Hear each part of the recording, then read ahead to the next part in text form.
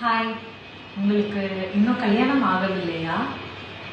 ஆகவில்லை என்றால் நான் உங்களை கல்யாணம் பண்ணிக்க ஆசைப்படுகிறேன். அதுவும் உங்களுக்கு வீட்டோட மாப்பிள்ளையாக வந்து விடுகிறேன். நான் உன்னை பார்த்துக்க, நீ என்னை பார்த்துக்க சந்தோஷமாக இருக்கலாம். ரிப்ளை பண்ணுங்க. என்ன கமெண்ட் இது? சீக்கிரமா சொல்லி உங்க அம்மா கிட்ட பொண்ணு பார்க்க சொல்லுங்க. இன்ஸ்டாகிராம்ல பாக்குற பொண்ணெல்லாம் கல்யாணம் பண்ணிக்கிறேன்னு மெசேஜ் போட்டு வைக்கிறீங்களே, அப்படி எத்தனை பொண்ணெல்லாம் கல்யாணம் பண்ணிக்க முடியும்? இதெல்லாம் ரொம்ப ஓவர் ப்ரோ.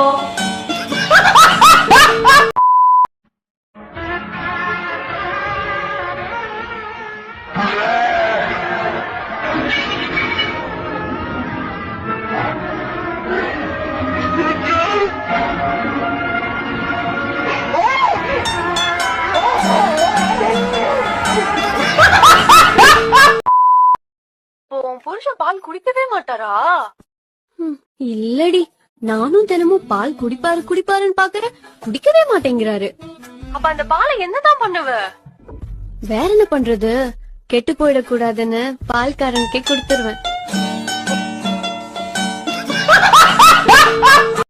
ஹாய் ஆல், கணவனே கண் கண்ட தெய்வம்னு சொல்லுவான். அந்த மாதிரி தான் என் புருஷன் எனக்கு. அவரை நான் ஒரு வேளை கூட நான் செய்ய விட மாட்டேன். அவரை நான் ரொம்ப ஹாப்பியாக பார்த்துக்கிறேன்.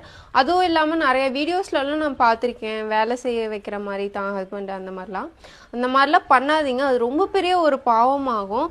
என் புருஷன் ஏதாவது பேச வந்தாருன்னா நான் கொஞ்சம் காது கொடுத்து நான் கேட்பேன். ஸோ என்ன மயிறு அறிவில்லை, நான் தான் வீடியோ பண்ணிட்டு இருக்கேன்ல. துணியை மடிச்சு வச்சியா? பாத்திரம் கழுவுனியா? போய் துணி மடிச்சு வச்சு பாத்திரங்களு. இதுக்கு மேல என்னால உன் கூட இங்க இருக்க முடியாது. நான் எங்க அம்மா வீட்டுக்கு கிளம்புறேன். போகாதானே உன் காலில் வந்து கெஞ்சோம்லாம் நினைக்காத.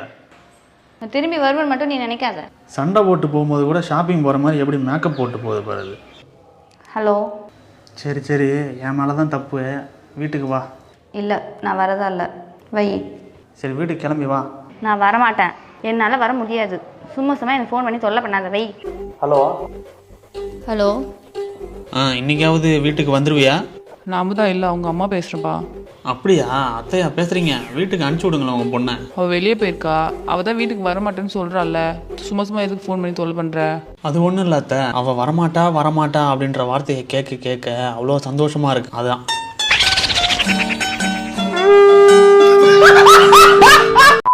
அண்ணா அண்ணா இருக்கலண்ணா. அண்ணா அண்ணா சாமா அங்க வந்திருக்கேன்.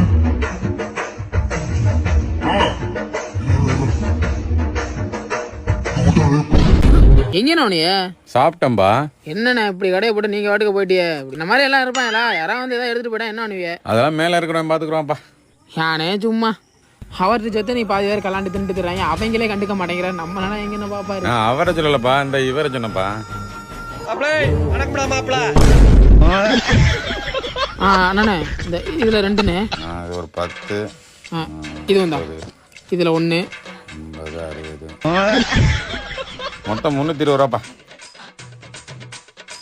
சென்ட் ஆயிடுச்சுண்ணா. சரிப்பா. ஏண்ணா இது வந்துட்டு ஆன் பண்ணாவே ரெக்கார்ட் ஆயிருமா? 2 நாளா ரிப்பேரு. மெக்கானிக் கூப்பிட்டா வரவே மாட்டாங்க.